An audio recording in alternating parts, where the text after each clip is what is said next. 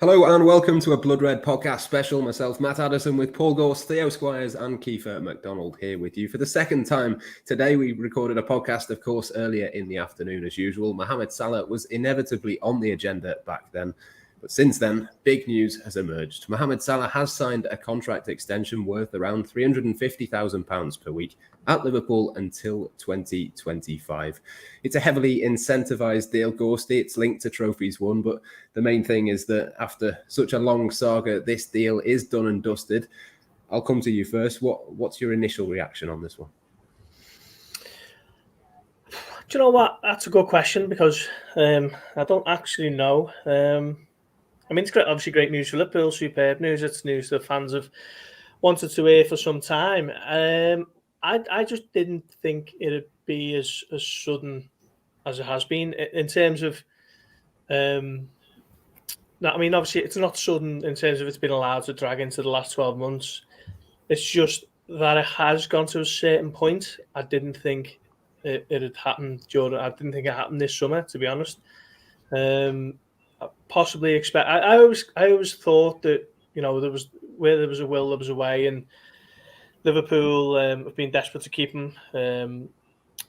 Tom Werner, actually, funny enough, I had a chance to speak to him a couple of weeks ago, possibly towards the end of May, and they basically said that they've communicated their desire to keep Salah, and then the rest of it is down to Liverpool's officials, your Julian Wards and whoever else is leading those negotiations these days, Mike Gordon as well. But once it's got into the last 12 months, I didn't think it had come as sudden as it has. I thought it might have been a case of you'd see an agreement maybe a little later on down the year as it kind of crept a little bit closer towards January, and you were getting that unpalatable prospect of Salah being able to speak to teams, with his contract coming into the final 6 months. And I don't doubt for a second that teams have already kind of approached Salah behind the scenes and spoken, because I don't think quite as black and white as it's painted out to be generally, these sorts of things. Plenty of shades of grey involved. But ultimately, it's the news that Liverpool fans wanted to hear. It's a massive boost going into pre-season and into the summer as a whole. And then, as we said earlier on in the pod today, I fully expect Salah to get a full pre-season behind him and hit the ground running. And you'll start to see the kind of form that he was in at the beginning of last season, where he was probably the best player in the world. So he's not playing. He hasn't got that additional kind of point to prove to the club in terms of, look, this is what I'm capable of, pay me what I'm worth.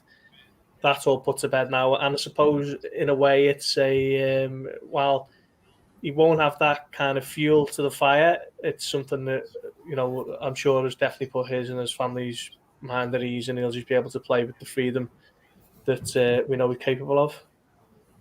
As Ghosty says, Theo, there, it was never kind of inevitable that this would be the conclusion. I think a lot of people were a little bit concerned about the prospect of him potentially going on a free. All of that now is wiped. Liverpool fans go into the new season with a bit of clarity and a bit of a lot of clarity and a lot of certainty around what's going to happen with Mohamed Salah. But I suppose the thing in the back of my mind all along during this saga was that it just makes sense. I think it makes sense for Liverpool to keep a player like this. It makes sense for Mohamed Salah to stay. And ultimately, it does seem to me like the most sensible and logical conclusion has been reached. Well, yeah, from the club's point of view, when Julian Ward took over as sporting director, he was tasked with revamping the front line, and that's partly why we've seen Sadio Mane move on. We've seen Diaz, Nunes and Carvalho come in, and it was all about protecting Liverpool going forward, so it wasn't the end of a great team, sees them drop down in the table again. It's so they could refresh and carry on their success. But having said that, their intention was always to have Salah with them if they could. He was the exception to this, and that's why there was not that certainty that we'd seen with, say, Gini Wijnaldum in the past, where he gets to that final year and you think, yeah, he's probably going to go on a free. There's always that chance, well, the club wants to keep him, the player wants to stay, that they can find this breakthrough. It just needs to be that middle ground, and that's what's happened from the sound of it. It's actually happened pretty quickly as well. I think talks were held in Miami at the turn of the year where they had the basic structure in place. We know an offer had been rejected in December. We know that it didn't go well in March, considering the agents comments on social media at the time. But now it's like, pre-season starts on Monday. It's that perfect final signing going into pre-season. It is a heavily incentivized contract, so it's basically protected the club's wage structure, but rewarding Salah if he does what he's been doing for the past 5 seasons. Like, it's not just on the team's performances. If he scores the goals and he gets the assists, having got the Golden Boot last year, having got the Playmaker Award last year, he is going to be getting big money for it. But then Liverpool are going to benefit from him doing that as well.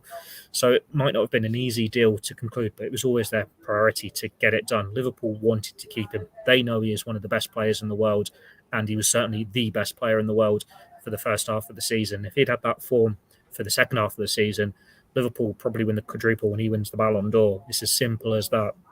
Now they've got this done, and he is part of the future for 3 more years. And Liverpool said, well, he's still at his peak at the end of that. He's going to be 33 when this contract extension expires. And you look at Messi, Ronaldo, Ibrahimovic, Benzema, Lewandowski. There's no reason why he couldn't get another contract off the end of that. But that also means in 12 months' time, we're going to be in the exact same situation again, because you have 2 years left on his contract. And we're going, oh, is he going to get another contract? It's basically see if he can keep up his standards. If he does, Liverpool profit, he profits. And I'm just all glad this saga's over. It's given everyone a boost. No, Liverpool's incoming business seems to be done. Well, they've saved the best till last. Yeah, the last thing I think we all wanted was to keep talking through another season of this, Keifer. And I suppose with pre-season just a couple of days away, it's a massive boost ahead of that as well, isn't it? How big a deal do you think this will be, not just for Salah, but probably for the rest of his Liverpool teammates as well? They've got clarity on whether he's going to be there or not. Yeah, I think 100% that. I mean, obviously, we knew he was going to be at Liverpool this season. He came out in May and said that, there was no danger, obviously, of him being sold this summer. But, beyond that, and as Theo touched on, obviously, Julian Ward's obviously been given this task to kind of, have a couple of, pointers ahead of next summer and, one eye on next summer and kind of, start that revamp. Obviously, we've seen that with the departure of Mane, and obviously, with the uncertainty of a player of Mohamed Salah's quality, he's not someone you can go out and replace overnight. So obviously it alleviates that burden from Liverpool, from their list of things to do, and for his teammates as well. It's the next in a long list of players who have signed contracts. I mean, obviously Henderson and Van Dijk, Robertson, Trent last year, Fabinho, Addison as well. I mean, you're looking at the core, the core structure of a team that's won 6 trophies in 4 years, 5 years. That they've all signed new deals and they're all ready to go again. The manager signed a new deal. There's been changes. I think obviously it's important that things don't stagnate. So it has been freshened up with likes of Nunez, Jota in recent years, Diaz. So yeah, it's just a really exciting time. And I think as Gorsty touched on as well, now that the saga is over, it probably almost gives him another point to prove in terms of, right, you've got your money, you've got the deal that you crave for so long. Go out there and do that form over the course of a season like we know he can do, because as much as he can say going through every mix zone for the second half of last season that it didn't affect him, he's only human at the end of the day. His future was uncertain. He didn't know. I think he made it clear that he wanted to stay obviously before the Champions League final, but that was obviously him trying to jump the gun and make sure the club obviously probably didn't have any, plans to maybe cash in on him or whatever. But, as of course he said again, clubs would have been, looking. Obviously, there wouldn't have been a great deal of clubs that probably would have been able to kind of advance on what Liverpool are offering. But, why would you want to leave Liverpool? I mean, it's in such a good position at the minute. As I said, Klopp signed a new deal. There's so many core players. They're going into a new generation. And as Theo said, I think Klopp mentioned before the turn of the year, he kind of referenced Lewandowski, didn't he, as like the benchmark and Ronaldo in terms of, playing at the peak level at such a, well into their 30s. And there's no reason why Salah won't do that. We know that he's a model pro. His recovery's spot on. He's 30 years old now. I wouldn't be surprised if in 6 years' time he's still playing in the Premier League or, in one of Europe's top leagues. I mean, it's the game's changed. You're not done. I mean, 10 years ago, if you look at kind of FSG's model, what it would have been for players over 30. I mean, I remember when Kolo Touré got given a contract, and that was like, what? So, for them to be giving out, £350,000 to a 30-year-old, they deserve credit as well for that, to kind of adapt and kind of change their approach, for the best of the club, really. And hopefully, like you say, it'll kick on a new era now at Liverpool. Yeah, for all the talk of transfers, Gorsty, this summer, this sort of feels to me like the biggest signing of the summer that Liverpool could have done. It was the big one to tick off the list for Julian Ward. And you look at other clubs, Manchester City have made a big splash, Liverpool have made a big splash of their own with Darwin Núñez. But to sign up Mohamed Salah for the next few seasons is just as big, if not bigger, than any of those, isn't it? It is, purely because, you know, if you look at it as though you're signing a player, whether he's new or not, Liverpool would not have been able to have bought a better player than Mohamed Salah for that position. What's the alternative? Either he signs or you replace him. And for me, any replacements would be a step down, because he's just the perfect player for Liverpool's system. He's proven that over the last 5 years. And I think it's an interesting one that he's kind of communicated his determination to continue performing well into his 30s, and he keeps himself an absolutely incredible nick, doesn't he? You've only got to see the pictures that he's putting up from the island that he's on at the moment, which I believe is Mykonos, and he's just an absolute machine. And I think football's changed actually in the last few years. You know, in the day, you're looking at kind of retirement age 32, 33, certainly 34. But nowadays, some of the best players in the world are still going strong well into the mid to late 30s, aren't they? Karim Benzema's one of the front runners for the Ballon d'Or. I think he's 35 in December. Luka Modric still going strong, isn't he? What's he, 36? Jordan Henderson is still patrolling Liverpool's midfield. And then you've got Zlatan Ibrahimovic, who's playing for AC Milan in the Champions League this season, or last season rather. He's 41, I think, in October. Messi, of course. Ronaldo's going to be, 37, 38. So generally, football's changed now. Players keep themselves in a lot better condition than they used to years ago, where they go on the summer holidays and the excess of the drink and the food. I'd see them coming into pre-season with some weight to shift. It's a completely different ball game now, and Salah is at the cutting edge of that. So I don't expect him to tail off dramatically over the coming season. So, I think he'll be Liverpool's top man for the next 3 years, certainly. Jamie Carragher's been reacting to it, Theo. He says that Mohamed Salah can go on and become one of Liverpool's best ever players. And it's really hard to argue with that, isn't it? The fact that he's been here so long and is already in that conversation. If he continues at the same levels, which obviously he and Liverpool hope and expect that he can do, if he does that for another 3 years, I mean, where on earth will he be in the standings? He'll be right up there, won't he? I imagine that was Gorsty's dog we were hearing in the background. Was it really happy to see Salah sign this new contract as well? I was going to say, I was waiting for Gorsty to just make a Jack Grealish dig. Because like the way the summer's gone, that would have been perfect there. But no, we'll stay clear of this City-Liverpool thing, and I'll actually answer your question. I was just saying to Joe when we were filing this, you look at the Liverpool scoring charts, he's only 2 off Michael Owen anyway. But if he does meet these standards that he's been setting for the last 5 years, and he's getting 25, 30, 35 goals a season, he's third in the scoring charts potentially by the time this contract's up. Like before, with Liverpool scoring charts, you always say, no, it's impossible for anyone to overtake Rush, for anyone to overtake Roger Hunt. Well, if he does it for the next 3 years, he is right up in that company. And then if he's still doing it, as you see with Messi and all these other legendary strikers well into their 30s, he is properly chasing down the greatest goal scorers in Liverpool's history. He already is one of the best goal scorers in Liverpool's history, having sensational seasons. But this gives him that extra legendary status, doesn't it? So for so long, we're used to seeing players come along, win a few trophies, and then go for pastures new. In the past, it's been for better things. Mane's done a sideways step, but Salah's now committing to the club for, best part of a decade. This is true, one of Liverpool's top 5 greatest ever players by the end of this, if he's matching these standards. And you think, well, what else can he win? The key word, what you're giving the club with the information, is he has an obsession with keeping fit, winning trophies, scoring goals, all these achievements. He isn't happy that he's just won 1 FA Cup, 1 League Cup, 1 Premier League, 1 Champions League, 1 Super Cup, 1 Club World Cup. He wants 2, he wants 3, he wants 4. We're saying, the Bayern Munich offer for Mane was, you get the full money if we win the Champions League 3 times and if he wins the Ballon d'Or 3 times. Salah will want that to be a reality for him. He'll want to win the Champions League 3 times in the next 3 years. He'll want to win the Ballon d'Or 3 times in the next 3 years. It's up to him to get close to those standards, but it is that obsession. That's why he is one of the very best players in the world, and why Liverpool can be in this position where they give a player of that importance that sort of contract. and you can have no doubts that he could reach these standards well into his 30s, where others, as I mentioned when Gorsty wasn't listening, so he can't have a little chuckle at it, at the Etihad, maybe aren't as professional. Keifer, in terms of the summer and what this means for Liverpool, I mean, I think most people were fairly content with what Liverpool had done. There was a bit of a conversation around a midfielder, and we spoke through that on the podcast a little earlier today. But I think with this on top, this was the real sort of thing that everyone wanted, wasn't it? How much does this change the perception of what Liverpool have done this summer?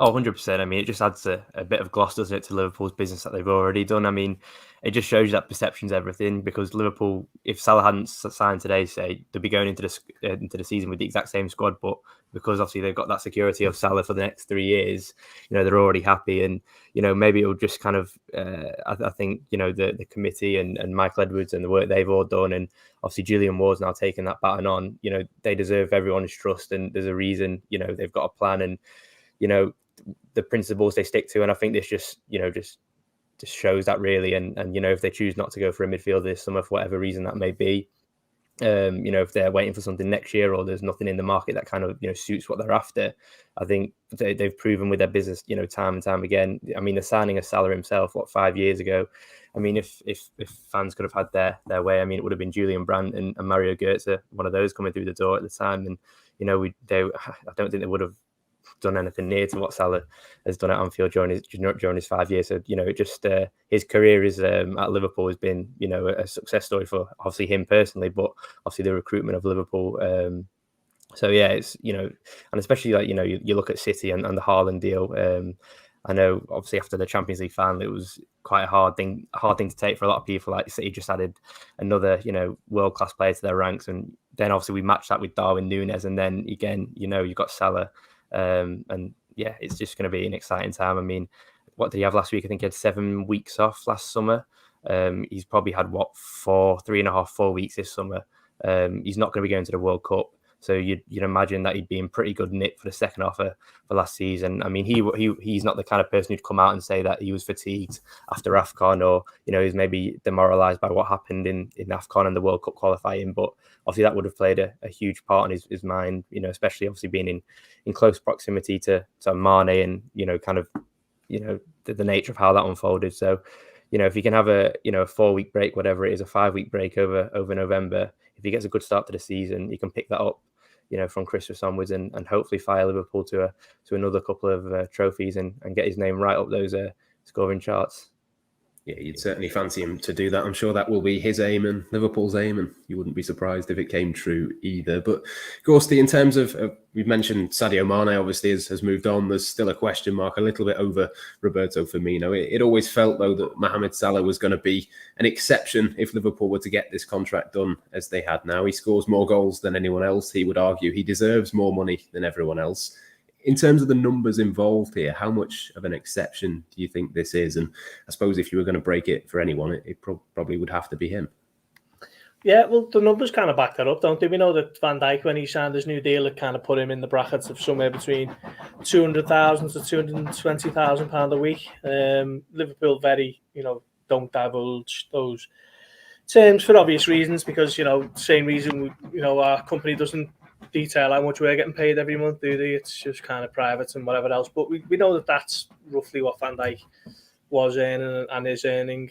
So for Salah to completely smash that and move up to somewhere between 350 and 400, depending on what he can get up to in terms of the heavily incentivized contract, it just shows you how much he is thought of within the club and by the ownership group. So yeah, I mean, he is a special case, so it was always going to have to be something that kind of put him towards the top end of the Premier League's top earners, your Kevin De Bruyne's and previously, your Paul Pogba's and whoever else. So he deserves it. He's certainly proven that over the last 5 years, and now it's all done and dusted and settled.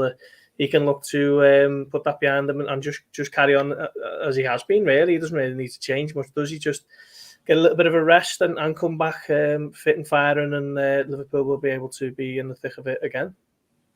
Absolutely. So superb news for Liverpool. That is all we've got time for on this Blood Red Reaction special, though. There's loads more, of course, across onto the Liverpool Echo's website, liverpool.com as well. We've got loads more to come in the next few days. I'm sure that will add a spring to everyone's step as well, heading into pre-season for Liverpool. Mohamed Salah signed up for another 3 years. That's all we've got time, though, for now. Thank you for watching and goodbye.